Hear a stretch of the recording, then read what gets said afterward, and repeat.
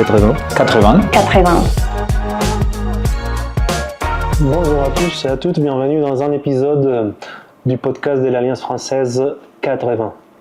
Aujourd'hui, nous avons un invité très spécial pour l'Alliance française, un ancien élève, professeur, coordinateur, un parcours qui lui-même va nous raconter. Freddy, bienvenue. Merci Santiago, c'est Freddy Barranco Escobar, actuellement coordinateur des projets éducatifs de l'Alliance française. J'étais élève à l'Alliance quand j'étais petit. Je venais ici à l'Alliance suivre des cours soit le matin à 7h, soit le soir à 18h. Et avec les adultes, parce qu'à l'époque, il n'y avait pas de différence entre les enfants et les adultes. Et j'ai commencé ici à apprendre à dire « je m'appelle », etc.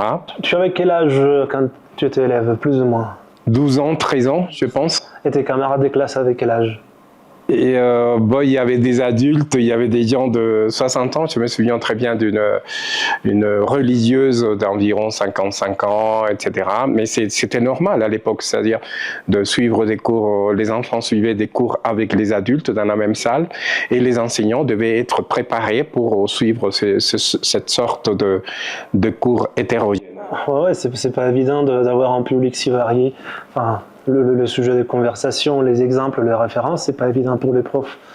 Et toi, tu avais choisi l'Alliance française pour une raison en particulier. Comment t'es arrivé à l'Alliance française? C'est-à-dire que j'ai pas choisi l'Alliance, je n'avais pas le moyen pour venir étudier à l'Alliance. Donc il y a eu, dans ce contexte-là, il y a eu un enseignant dans les collèges où j'étudiais, d'origine haïtienne, et donc qui voulait qu'on apprenne tous le français. Donc il organisait des cours avec des concours avec l'Alliance, avec l'ambassade pour obtenir 2 bourses. Et j'ai participé à un concours et j'ai obtenu la bourse la première année. Et à partir de la deuxième année, il n'y avait plus de bourse. Pour l'avoir, il fallait postuler chaque mois. Ok.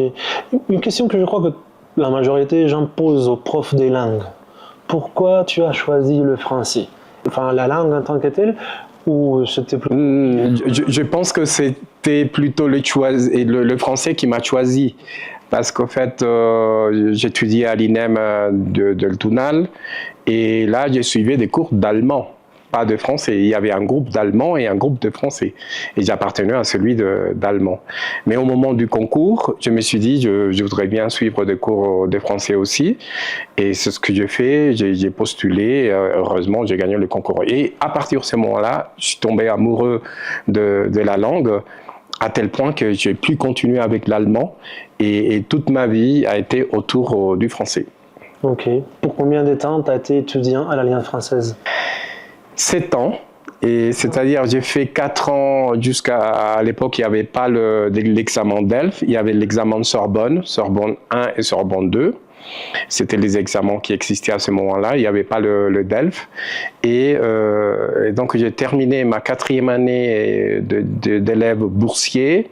Et à partir de la 5e année, c'était des cours spécifiques, des cours sur la littérature, sur le cinéma, sur conversation, traduction. Jusqu'à la 7e année où vraiment il n'y avait rien du tout. Je me suis dit, je vais aller jusqu'à la fin et c'est vrai, à la fin, il n'y avait rien d'autre. J'ai continué quand même à venir aux activités culturelles.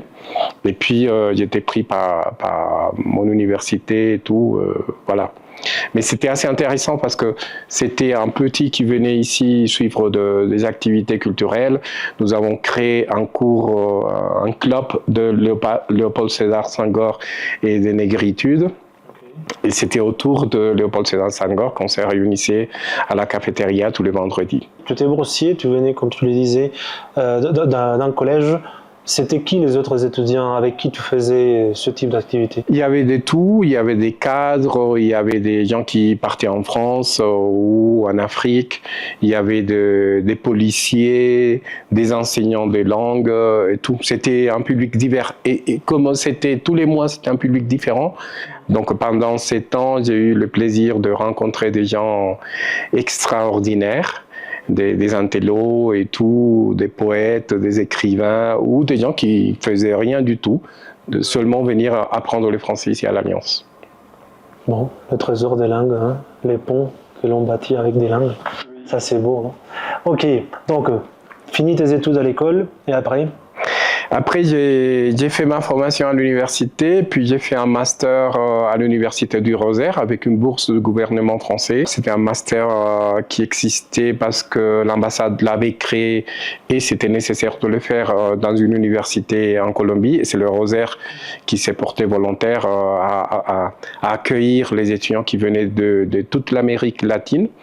Et j'ai eu le plaisir de faire partie de ce groupe et de me former avec des professeurs d'une qualité extraordinaire et qui venaient un peu de partout aussi, des Français, des Belges et tout. Et après ce master, comme c'était un master parrainé par le gouvernement français, j'ai eu le plaisir de postuler pour travailler ici à l'Alliance française comme enseignant. Et tout d'abord, j'étais envoyé à l'université Externado et au Rosaire. J'ai hésité au début parce que l'Externado, j'avais l'impression, je venais d'une université publique, j'avais l'impression que c'était un contexte qui ne correspondait pas à mes conditions. Mais c'est vraiment le plaisir total d'avoir rencontré des étudiants de finanzas, gobierno, etc., de la faculté de droit aussi, où j'ai eu le plaisir de commencer les cours de français juridique. Donc, pour pouvoir travailler à l'Alliance, il fallait d'abord passer par le cours aux universités. Absolument. Il fallait d'abord travailler à l'université avant de prendre des cours ici à l'Alliance. Et après avoir réussi dans les cours des universités, on pouvait commencer à faire des remplacements à l'Alliance et puis avoir des cours le samedi. Et si les résultats étaient positifs, on pouvait avoir des cours qu'on appelle aujourd'hui intensifs. Voilà. Ok, l'Alliance, c'était le sommet. Oui. C'était le référent. Voilà, c'est quand on était en université, à l'Externado, au Rosaire, on se disait l'idéal est d'aller avoir des cours à l'Alliance parce que c'est comme ça qu'on va savoir qu'on fait bien les choses en université et qu'on peut maintenant le faire à l'Alliance française. Ok. Bon, alors tu commences à être prof et c'était en quelle année plus ou moins? J'ai commencé à travailler à l'Alliance le 25 juillet 1997 à 11h à l'Externado. Tout le monde retient la date. Moi, je la retiens toujours, ça m'a marqué la vie. La première semaine, j'ai hésité, j'ai failli démissionner, mais après, je me suis habitué aux étudiants et c'était vraiment merveilleux tout ce que j'ai découvert à l'Externado. Mais c'est ça a vraiment marqué ma vie et je suis toujours là, 27 ans après. 27 ans après. Bon, pas mal d'histoires pendant ces 27 ans, j'imagine. T'es passé par professeur. Élève d'abord, oui, étudiant en méthodo le samedi matin et parrainé par l'ambassade aussi, après enseignant. Ok. Et j'ai été coordinateur aussi, j'ai eu le plaisir d'ouvrir les portes du siège de Cedritos en 2005. Quand tu as commencé, il n'y avait que le siège Centro ou il y avait aussi la maison de... Il y avait le Chico, la petite maison du Chico, il y avait le Centro aussi. Ouais. À l'époque, c'était Centro le plus grand, quoi. Oui, parce que c'est entouré des universités et tout, et le public qui travaille ici à Centro. Et le Chico était un peu plus petit, c'était la maison. Et après, en 2010, on a ouvert le bâtiment à côté de l'ambassade. Tu étais là quand on a ouvert le siège de Cedritos. C'est toi qui as commencé en tant que coordinateur. J'étais le premier coordinateur pédagogique de Cedritos pendant 8 ans. Nous avons commencé avec 82 élèves et on est arrivé à 1324. Et ça nous a permis d'avoir un développement extraordinaire pour l'Alliance. Après, comme chaque siège avait un directeur spécifique, donc le Centro, c'était le directeur culturel, Cedritos, c'était le directeur pédagogique et le Chico, c'était le directeur général de l'Alliance. Donc j'avais dans mon siège de Cedritos la directrice pédagogique et avec elle, nous avons réussi à faire un travail énorme pour positionner l'Alliance française de Bogota comme la première au monde. c'était la même époque, c'était avec Fatia ou c'était avant? Non, c'était avant Fatia, oui. C'était 2006-2010, donc on est devenu la première alliance au monde en 2008-2009 à peu près. Par rapport à la quantité d'étudiants? Oui, et au niveau international. Et Cedritos était considéré le siège d'une alliance française le plus gros au monde, grâce au nombre d'étudiants. Justement, on a dû ouvrir le cours du samedi après-midi tellement il y avait d'élèves intéressés à venir. Il n'y avait plus de place le matin. Donc on a ouvert d'abord à 13h et puis il a fallu ouvrir à 16h. Et il y a des époques, tu sais, ça tourne, disons. À un moment donné, c'est le Chico qui est le plus grand, après c'est le Centro, après c'est Cedritos. Et ça permet d'avoir un dynamisme assez important au niveau aussi de la rotation des enseignants. Ok. Donc, je ne savais pas qu'il y avait différentes directions à l'Alliance, comme ça, divisées comme ça, direction culturelle, direction pédagogique. Oui, comme le siège Centro avait toutes les activités culturelles pour les universités et tout, le directeur d'ici était le directeur culturel et en même temps le directeur du siège. Donc, il s'occupait de la partie administrative. À Cedritos, il y avait assez de place, c'était moderne et donc la directrice pédagogique était affectée à Cedritos et il s'occupait aussi de la direction du siège. Et puis le directeur général, il s'occupait de la direction administrative du Chico. Et c'est après, je pense que c'est en 2015-2016, où le directeur général a souhaité avoir les directeurs dans le même bâtiment à Chico. Et donc maintenant, comme on a le coordinateur pédagogique de chaque siège qui s'occupe du bâtiment. Tu as commencé à avoir une relation avec les Français depuis tes 12 ans, quoi. Oui. Et donc ça fait pas mal de temps que tu as une relation avec cette langue. Dans un pays pas francophone, dans un pays peut-être, on s'imagine pas trop qu'en Colombie on parle français, mais au bout d'un certain temps, tu peux dire qu'en Colombie on parle français. Est-ce que le français a une place importante chez les Colombiens?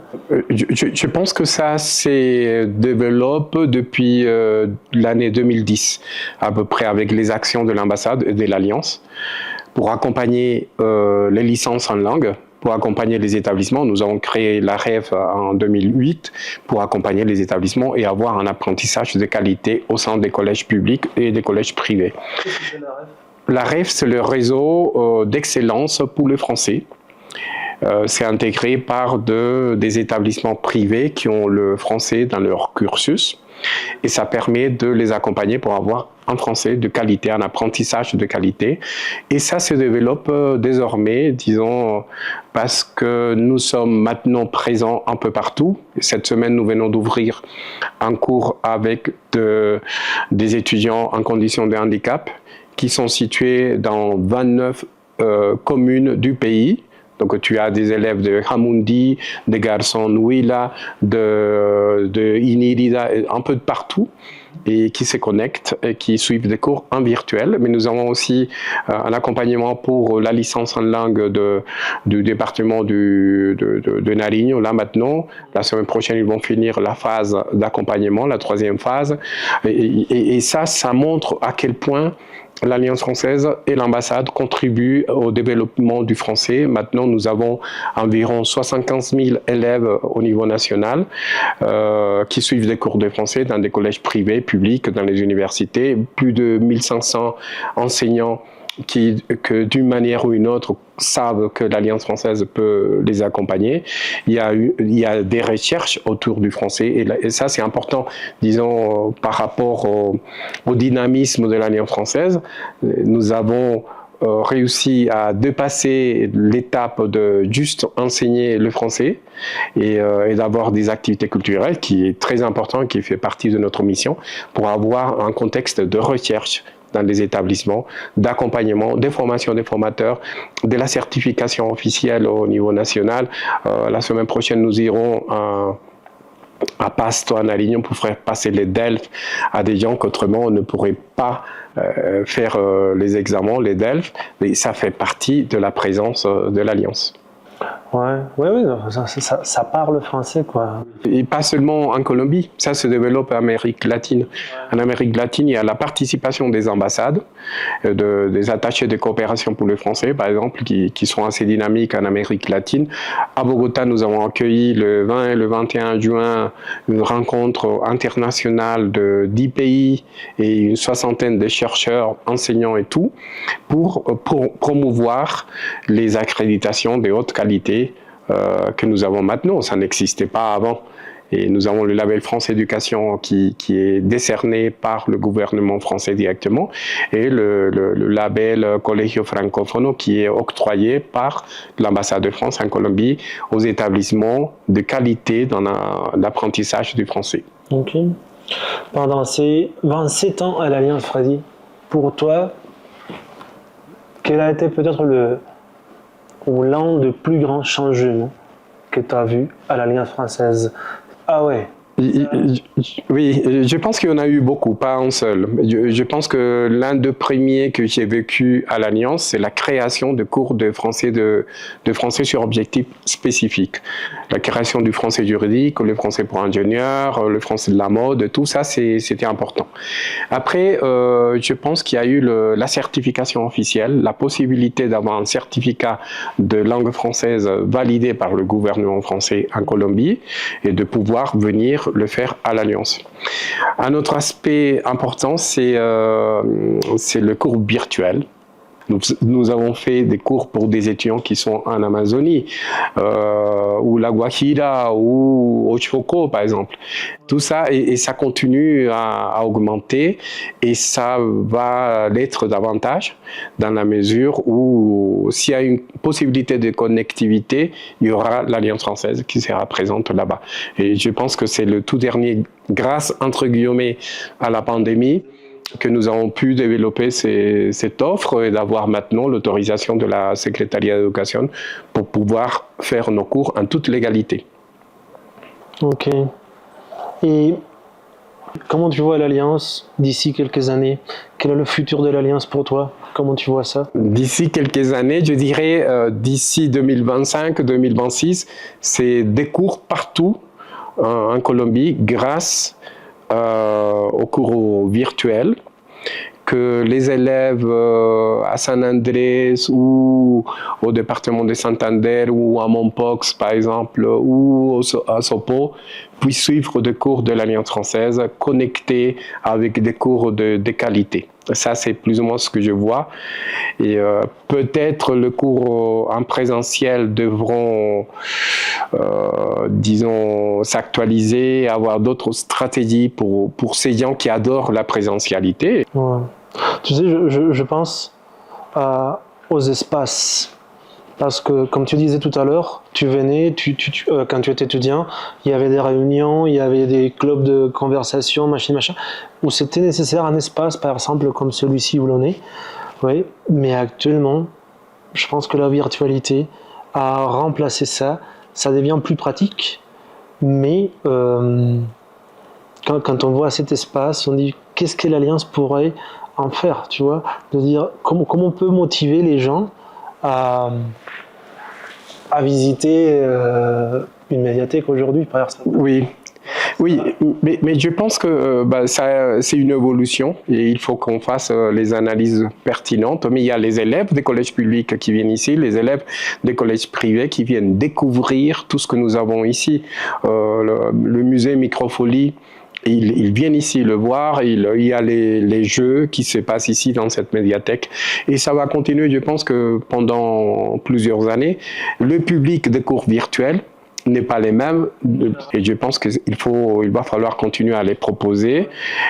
Et pour conclure, une anecdote dont tu te souviens que tu as passé à l'Alliance. Mais je me souviens aussi le jour, quand j'étais professeur déjà, le jour où nous avons décidé de créer le 1er avril pour le poisson d'avril et tout, nous avons décidé d'informer officiellement les enseignants de l'Alliance, des centros, qu'à partir de 3 ou 4 avril, nous aurions tous des uniformes. Et tu imagines le scandale que cela a produit. Les enseignants étaient dans les couloirs à râler, à protester. Ils ont demandé un rendez-vous au directeur pour dire qu'est-ce que c'est que ça, on n'a pas été consulté pour porter un uniforme, qu'est-ce que vous voulez faire de nous? Et c'était juste une blague. À la fin, ils ont découvert que c'était 2 profs qui avions fait ça. Au début, c'était la rigolade, mais après, on a été convoqués pour dire on ne peut plus continuer à faire ça. Oui. Merci beaucoup. C'est moi qui te remercie, Santiago. Merci beaucoup.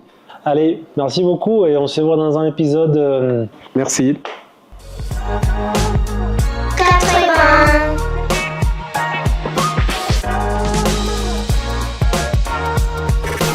80. 80. 80.